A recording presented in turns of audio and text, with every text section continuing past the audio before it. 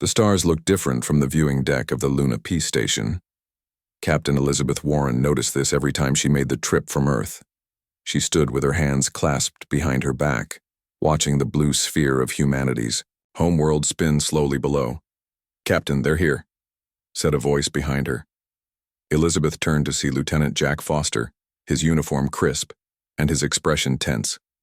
She nodded once and smoothed down her own dark blue Alliance uniform. "How? Many ships?" she asked. "Just one, ma'am, but it's big. Kryvak's command vessel." Elizabeth's mouth tightened into a thin line. The Kryvaks never sent just one ship unless they were making a point. It had been this way for 10 years, ever since their massive ships first appeared in Earth's orbit. At first, they seemed friendly. They shared some technology, traded resources, and spoke of partnership. But Elizabeth, like many in Earth's military, had seen the truth in their 4 yellow eyes. The Kryvaks thought humans were weak. "Tell Admiral Patterson they're earlier than expected," she said. "I'll meet the ambassador in conference room A." The hall leading to the conference room was lined with flags, Earth nations, Mars colonies, and the blue and white banner of the Human Alliance. Elizabeth walked slowly, using these last moments to prepare herself. The job of diplomat wasn't one she had asked for, but she understood the Kryvaks better than most. They respected strength and nothing else. The door slid open, and Elizabeth entered the bright white room. Waiting for her was Ambassador Drez Kavar, his gray skin looking almost blue under the station's lights. 2 Kryvaks guards stood behind him, each nearly 7 feet tall with armor that seemed to shimmer like oil on water. "Captain Warren," said Drez Kavar, his translator device giving his words an odd, flat sound. "You are not the human we expected." "Ambassador," Elizabeth replied with a small bow. "President Lawson sends her regrets. Urgent matters kept her on Earth." This was a lie. President Amelia Lawson was waiting, watching this meeting through hidden cameras. The Kryvaks didn't need to know that. "It does not matter," said Drez Kavar. "My message is simple enough for any human to understand." The tall alien touched a device on his wrist, and a hologram appeared above the table between them. It showed the solar system, with Earth glowing bright blue at its center. "The Kryvaks. Hegemony has been patient," he continued. "We have watched your species, we have traded with you, we have waited for you to reach a proper level of development." Elizabeth said nothing. She knew from experience that the Kryvaks liked to talk, especially when they thought they were in control. "That time of waiting is over," said Drez Kavar. "The High Council has decided Earth will become a protectorate of the hegemony." "A protectorate," Elizabeth repeated, keeping her voice even. "And what exactly does that mean, Ambassador?" Drez Kavar's mouth parts twitched in what Elizabeth had learned was amusement. "It means you will accept Kryvak's guidance in all matters of space travel, military development, and resource management. It means you will provide workers for Kryvak's mining operations in your asteroid belt. It means you will be safe under our protection." Elizabeth looked at the hologram, watching as the blue light of Earth was suddenly surrounded by a red glow, the color of Kryvak's control. "And if we refuse this generous offer?" she asked. "Then you choose the path of pain," said Drez Kavar simply. "The hegemony does not tolerate rejection. 3 of your colony worlds are currently surrounded by our ships. If Earth refuses to join the hegemony as a protectorate, these colonies will be removed." Elizabeth's heart beat faster, but her face showed nothing. She had expected threats, but not this direct, not this soon. "You would kill millions of innocent people?" she asked. "We would remove a threat," Drez Kavar corrected. "The Kryvaks' hegemony has stood for 10,000 years. Species rise and fall. Only those who understand their place survive." Elizabeth turned away, walking to the window that looked out into space. In the distance, she could see the Kryvaks' ship, huge and gray, shaped like a spear point. "How long do we have to decide?" she asked. "Your president has 72 of your hours to submit to the hegemony," said Drez Kavar. "The answer will be sent directly to me. I will remain here on this station." Elizabeth turned back to face him. "And if we should decide to fight?" For the first time, Drezkavar's 4 eyes blinked in sequence, a sign of surprise. Fight? With what? We have studied your weapons, Captain Warren. They are toys compared to Kryvax technology. Elizabeth smiled then, a small, tight smile that didn't reach her eyes. Thank you for being so clear, Ambassador. I will take your message to Earth immediately. As Elizabeth left the conference room, her hand moved to her pocket, feeling the small device hidden there. It had recorded everything. 10 years ago, the Kryvax had scanned human technology and dismissed it as primitive. They never bothered to scan again, never thought to check if humans might be hiding their advances. In her quarters, Elizabeth activated her secure line to Earth. The face of Admiral Gregory Patterson appeared on her screen, his gray hair and weathered face grim. You heard? She asked. Everything, said Patterson. The President is calling an emergency meeting of the Alliance Council. Sir, the Kryvax aren't bluffing. They will destroy those colonies. Patterson's eyes hardened. Not if we strike first. Elizabeth felt a chill run down her spine. Project Prometheus? Is it ready? Dr. Russo says it's ready enough. Captain, we've been preparing for this day for 10 years. The Kryvax think we're still using the same technology they saw when they first arrived. They have no idea what we've built. They've given us 72 hours, Elizabeth said. Patterson nodded. Good. We only need 48. Later that night, as Elizabeth tried to sleep in her station quarters, she thought about what was coming. For a decade, humanity had played weak while secretly building their strength. The Kryvax had always been clear about their view of humans. Useful tools at best, threats to be eliminated at worst. Now they would learn what happened when you pushed humans too far. When you threatened their homes, their families, their future. Something inside humanity was about to snap, and the galaxy would never forget it. News of the Kryvax ultimatum reached Earth within hours. In the White House Situation Room, President Amelia Lawson sat at the head of a long table. The room was silent as the recording of Elizabeth's meeting with Drezkavar played on the large screen. When it ended, President Lawson didn't speak right away. She studied the faces around her, military leaders, scientists, and government officials. Some looked afraid, others looked angry. All waited for her decision. How many people are on those 3 colony worlds? She finally asked. Defense Secretary William Jordan cleared his throat. Just over 3 million, Madam President. Amelia closed her eyes briefly. 3 million lives. Men, women, and children who had left Earth to build new homes on distant planets. And now the Kryvax were using them as pawns. Dr. Russo, she said, turning to a thin man with wire-rimmed glasses. Is Project Prometheus ready? Alan Russo had been working on the project for 7 years. He had taken Kryvax technology and not just copied it, he had improved it. Almost, he said. We need another 48 hours to finish the targeting systems, but it will work. And our fleet? Amelia asked Admiral Patterson. Ready and waiting, Madam President. The ships are in position near Mars, hidden from Kryvax sensors. We can reach the colony worlds in 18 hours. Amelia stood up and walked to the window, looking out at the Washington Monument in the distance. For 10 years, Earth had played a careful game with the Kryvax. They had pretended to be weaker than they were. They had hidden their technological advances. They had prepared for this day while hoping it would never come. We are not giving in to their demands, she said firmly, and we are not letting them destroy those colonies. Around the table, heads nodded in agreement. Admiral, Amelia continued, deploy the fleet immediately.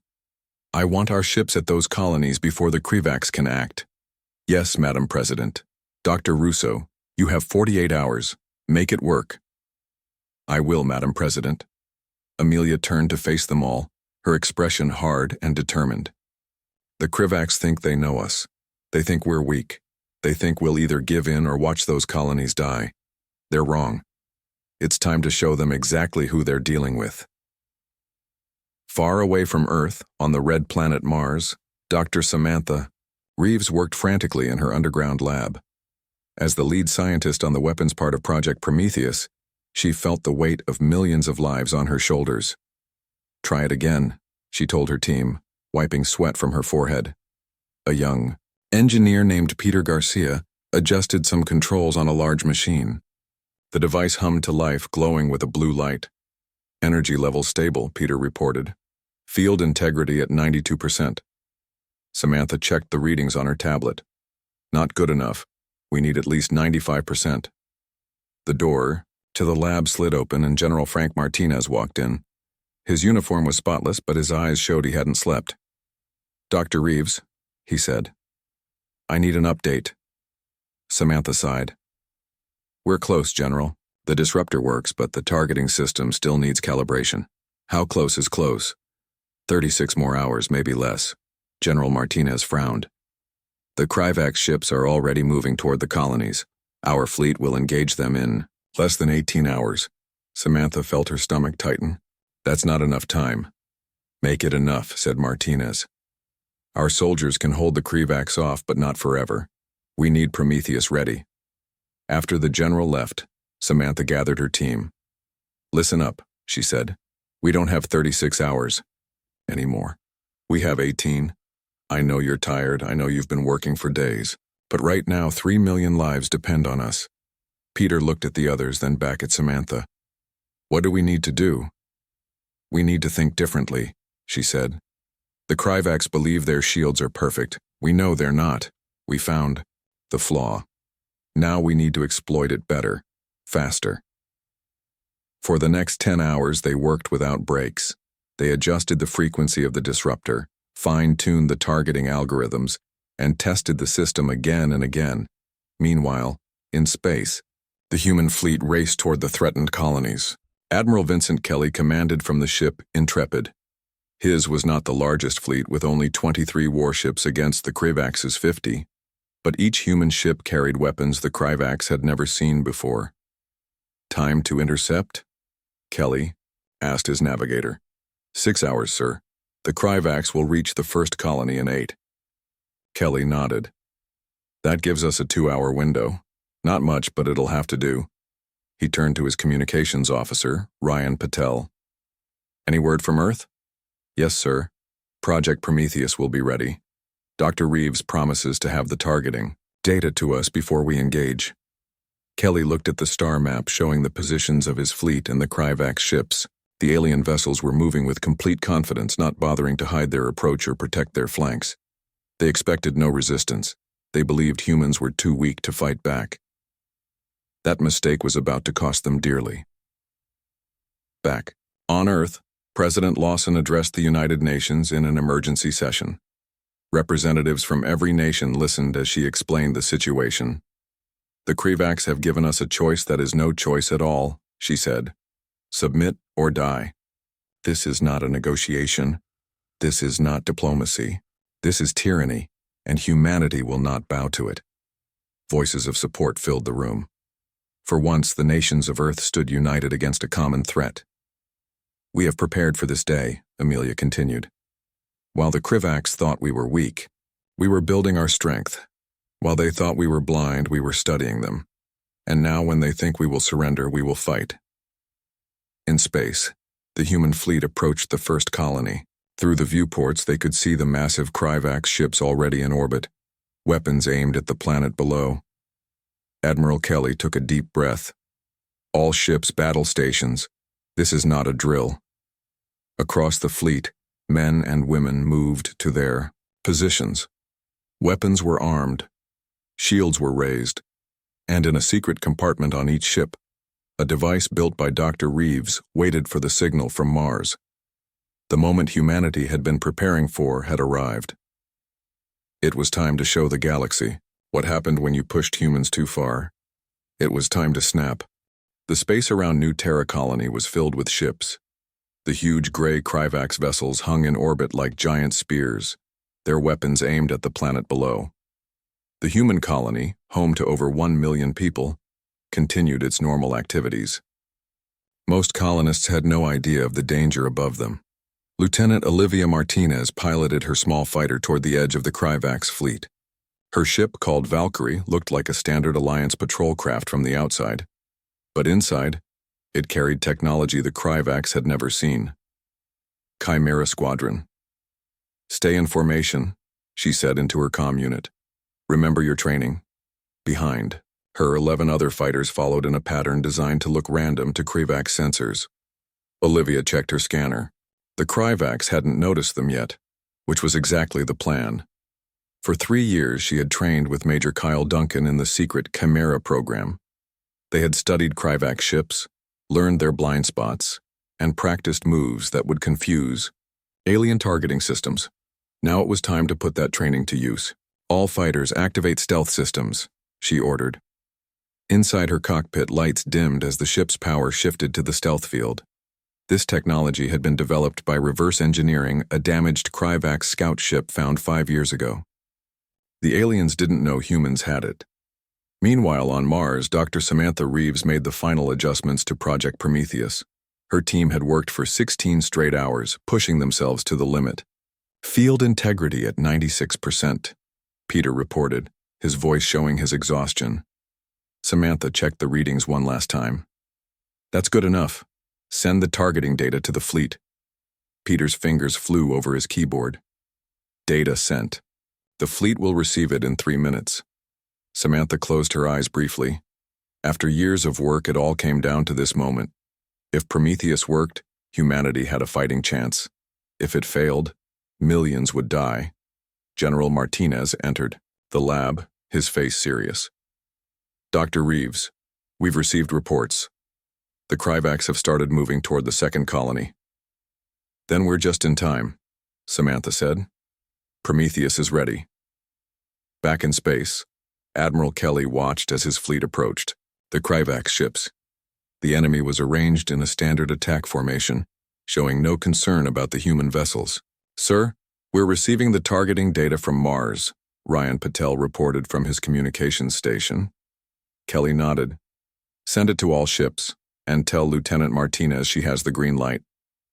At the edge of the battle zone, Olivia received the message. Chimera Squadron, we're up. Begin Operation Blindside. Her fighter and the 11 others moved silently toward the largest Krivak ship. Their stealth fields hid them from alien sensors, allowing them to get close, much closer than the Krivaks thought possible. When they were in position, Olivia gave the order. Now! All 12 fighters dropped their stealth fields at once and fired special missiles at specific points on the Krivak ship. These weren't ordinary weapons. They were designed to overload the alien shield generators at their weakest points. On the bridge of the Krivak's command ship, High Commander Vox Thule received an urgent report. Human ships detected, a Krivak's officer said, his 4 eyes blinking rapidly. They're targeting our shield generators. Vox Thule stood from his command chair, his gray skin darkening with anger. Impossible. Their weapons cannot harm our shields. But even as he spoke, the ship shuddered. Warning lights flashed across control panels. Shield integrity failing on 3 sections, the officer reported. How is this possible? Vox Thule had no answer. For 10 years, the Krivaks had believed humans were technologically inferior. They had scanned Earth's defenses when they first arrived and found nothing that could threaten them. They never bothered to check again. That mistake was about to cost them dearly. Admiral Kelly watched as Chimera Squadron's attack created chaos in the Krivak's fleet. Now it was time for the main event. All ships charge Prometheus devices, he ordered. Target is specified in Dr. Reeves's data. Across the human fleet, special weapons powered up. Based on Dr. Russo's research, these devices could generate an energy wave at a specific frequency, the exact frequency that would disrupt Krivak's shield technology. Prometheus devices at full charge, reported Kelly's weapons officer. Ready to fire. Kelly took a deep breath. This was the moment that would decide the fate of humanity. Fire, he said. From every human ship, beams of blue energy shot toward the Krivak's fleet. The beams didn't look very powerful. They didn't create explosions or visible damage. But they did something much more important. They made the Krivak's shields fail. On the command ship, Vox Thule watched in horror as his fleet's greatest protection simply disappeared. Shields offline on all ship, his officer reported, voice shaking. We are vulnerable. Impossible, Vox Thule shouted. Human technology cannot do this, but the evidence was right in front of him. Somehow the humans had found the one weakness in Kryvak's shield design, a resonance frequency that, when matched exactly, caused catastrophic failure. Admiral Kelly didn't waste the opportunity. All ships weapons free. Target their engines and weapon systems. The human fleet opened fire with conventional weapons. Without their shields, the Kryvak ships took heavy damage. 3 exploded almost immediately. Others tried to return fire, but they were disorganized and confused. In her fighter, Olivia led Chimera Squadron in another attack run. Target their sensor arrays, she ordered. Blind them. The small, agile human fighters darted between the massive Kryvak ships, firing, with precision at vital systems. The aliens tried to track them, but the human pilots moved in patterns they had never seen before, exploiting blind spots in Kryvak's design. On Earth, President Lawson received updates on the battle. Each report showed the same thing. Humanity was winning. The Kryvak's fleet is in full retreat from New Terra, Defense Secretary Jordan announced. We've destroyed 12 of their ships, the rest are withdrawing. A cheer went up from the Situation Room, but Amelia remained serious. What about the other colonies? She asked. The Kryvak's forces are pulling back there too, Jordan replied. They're calling for reinforcements. Amelia nodded. This was just the beginning. The Kryvak's would return with more ships, more weapons. But now they knew. Humans weren't the easy target they had thought. In space, Admiral Kelly watched as the remaining Kryvak ships jumped away. They were running, but they would be back. Secure the area, he ordered, and send a message to High Commander Vox Thule. What message, sir? Ryan asked. Kelly's face was grim but satisfied.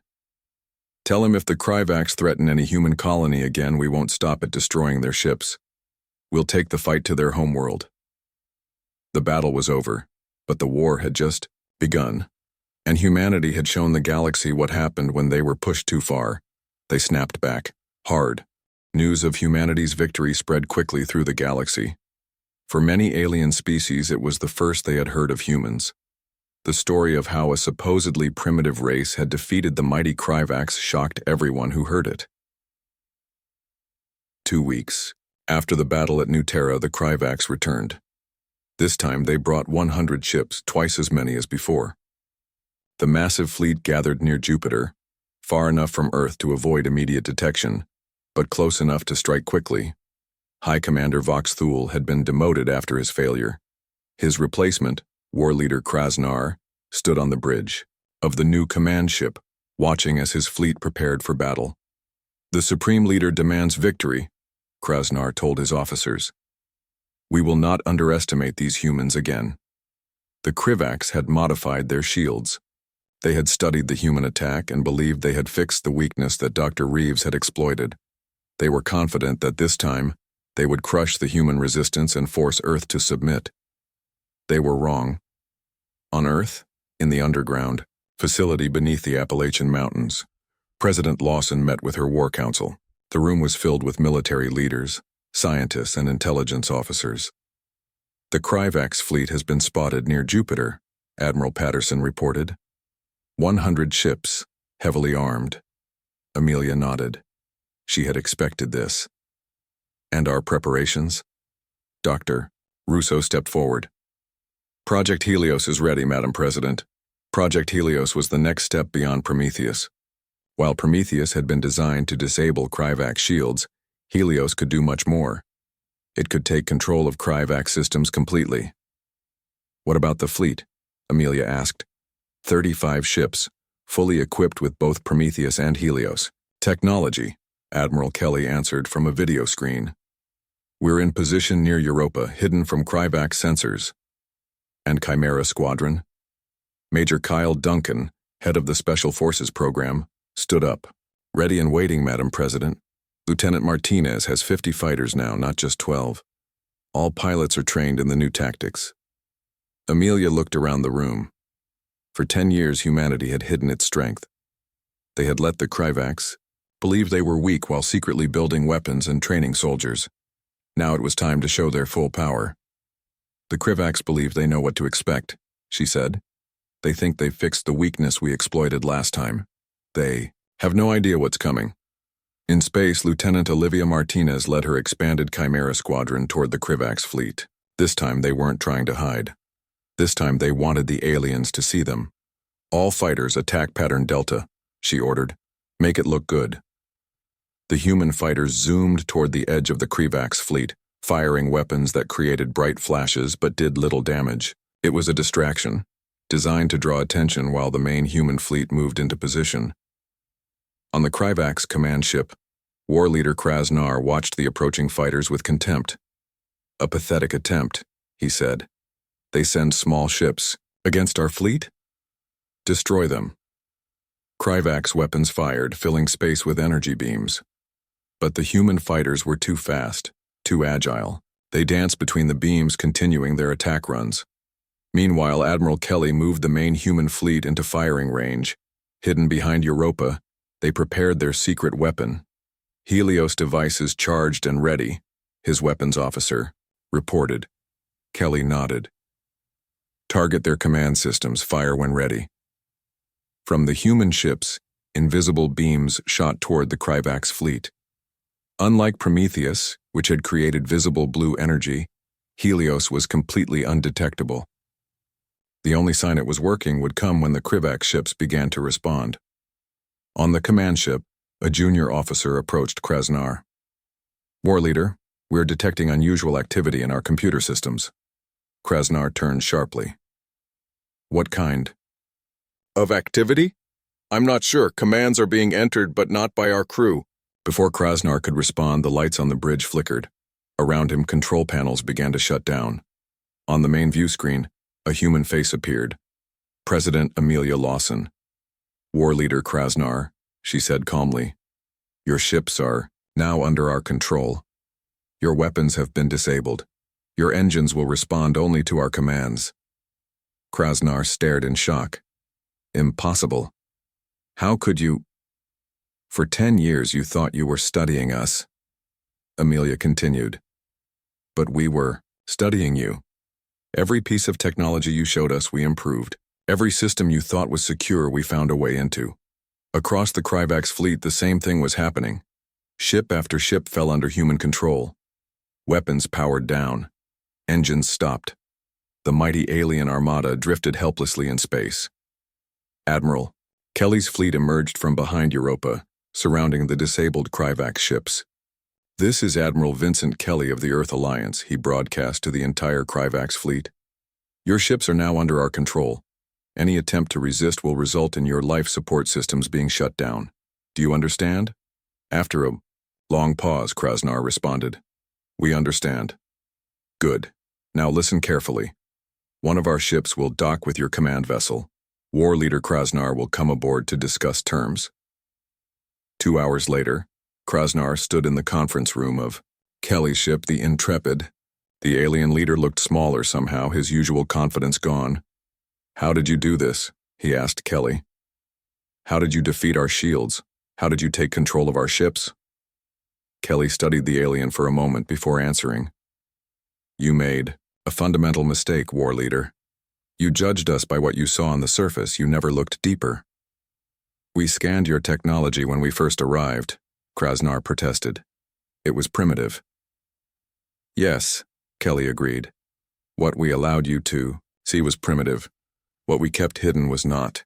Krasnar's 4 eyes blinked rapidly, a sign of confusion. Why would you hide your true strength?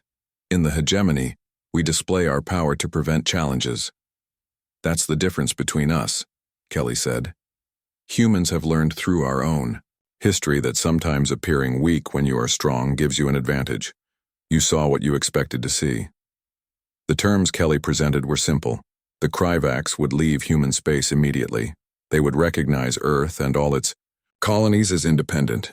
They would never again threaten any human world. And if the Supreme Leader refuses? Krasnar asked. Kelly's expression hardened. Then we will use what we've learned about your technology to disable every Krivax ship in the galaxy. Your empire will collapse overnight. He was bluffing, of course. Project Helios couldn't reach that far. But Krasnar didn't know that. The war leader left the Intrepid, a broken alien. His fleet, still under human control, was escorted to the edge of the solar system and released. As the Kryvax ships limped away, defeated for the second time, a message spread throughout the galaxy. Humanity had not just defeated the Kryvax, they had humiliated them. A supposedly primitive species had outsmarted and outfought one of the oldest empires in known space. The day humanity snapped would indeed be a moment no species would ever forget. 6 months after the second battle with the Kryvax, Earth had changed. Humanity was no longer just one small race on one small planet. They were now known across the galaxy as the species that had defeated the mighty Kryvax hegemony. Twice. Captain Elizabeth Warren stood on the observation deck of the new peace station, orbiting Mars. The old Luna peace station had been too small for what was about to happen.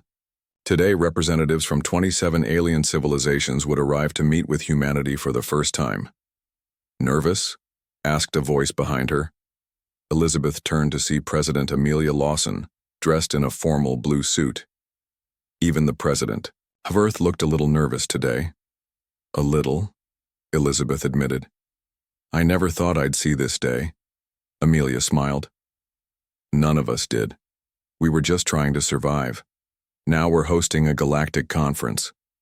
The first alien ship arrived exactly, on time. It belonged to the Trell, a race of tall, slender beings with blue skin. They had been watching Earth for years but had never made contact, fearing the Kryvax would see it as a challenge. More ships followed.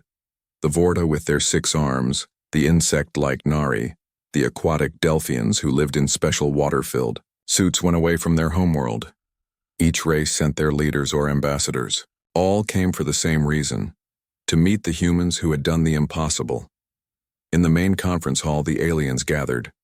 Some looked at humans with curiosity, others with respect, a few with clear worry. President Lawson stepped to the center of the room to address them.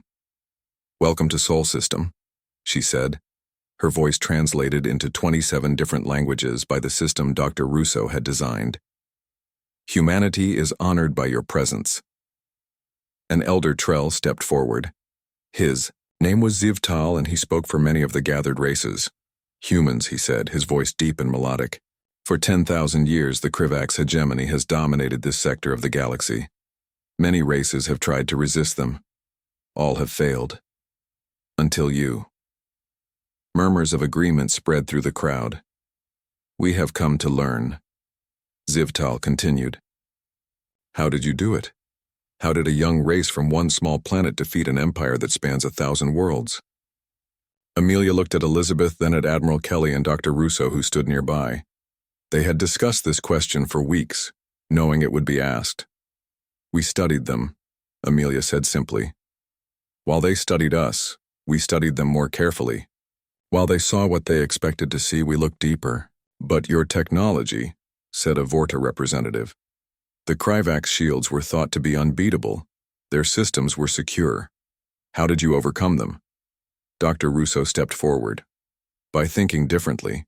The Kryvax believed their shields were perfect because no one had ever broken them. But nothing is perfect. We found the flaw and exploited it. The aliens whispered among themselves. Elizabeth could see the mix of admiration and fear in their reactions. Humanity had done something no one thought possible. That made them both valuable allies and potential threats. A small, green-skinned Nari clicked its mandibles before speaking. What do humans want now? Will you create your own empire? Will you replace the Kryvax as the rulers of this sector? The question hung in the air. Elizabeth knew many of the aliens expected humans to do exactly that. It was what the Kryvax would have done. It was what any race might do after such a victory. Amelia shook her head. No. Humanity has no interest in ruling others. We fought because we were threatened, not because we wanted power. The aliens looked confused. This was not the answer they had expected. Then what do you want? Asked Zivtal. Partnership, Amelia said. Exchange of knowledge, trade, peace. The galaxy is vast, with room for all our civilizations to grow and thrive together. Later, as the formal meetings began in smaller rooms throughout the station, Elizabeth found herself talking with a Delphian ambassador. The aquatic alien floated in a clear container filled with green-tinted water, tentacles moving gently. "Your president surprised many today," the Delphian said, its words translated by a small device. "Most expected humans to demand tribute or territory after defeating the Krivax. That's not who we are," Elizabeth replied. "Or at least it's not who we choose to be." "Interesting distinction," the Delphian noted. "You recognize you have the capacity for domination, yet you choose cooperation instead." Elizabeth nodded. "Humans have fought many wars among ourselves. We've learned that victory through force rarely brings lasting peace." On the other side of the station, Admiral Kelly met with military representatives from several races. They wanted to know about human weapons, human ships, human tactics. "The Krivax will return," said a Vorta commander. "They cannot accept this defeat. When they do, they will bring their full force." Kelly nodded. "We're counting on it. That's why we're offering to share our defensive technology with any world that wants it." The aliens looked shocked. "Share your technology, after working so hard to develop it?" "The best defense for humanity is a galaxy where no empire can threaten its neighbors," Kelly explained. "We don't need to be the strongest. We just need balance."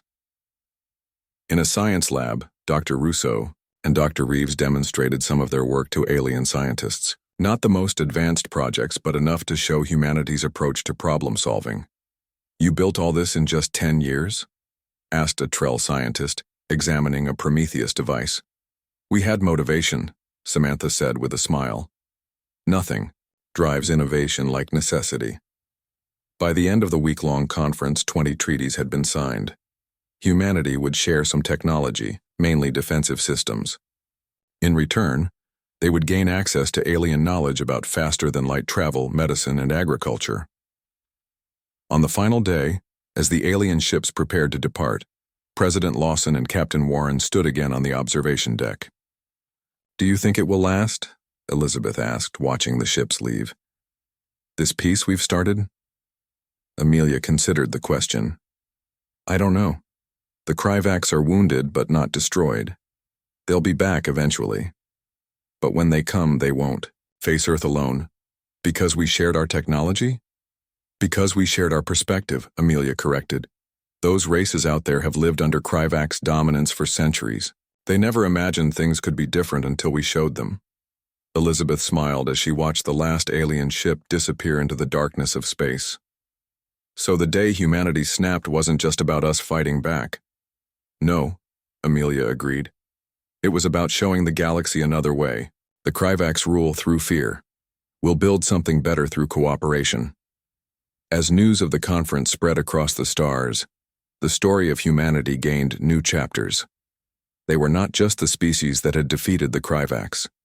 They were the species that had chosen partnership over domination. They were the species that had snapped not just in anger, but in determination to create something new. It was indeed a moment no species would ever forget. The day that changed everything.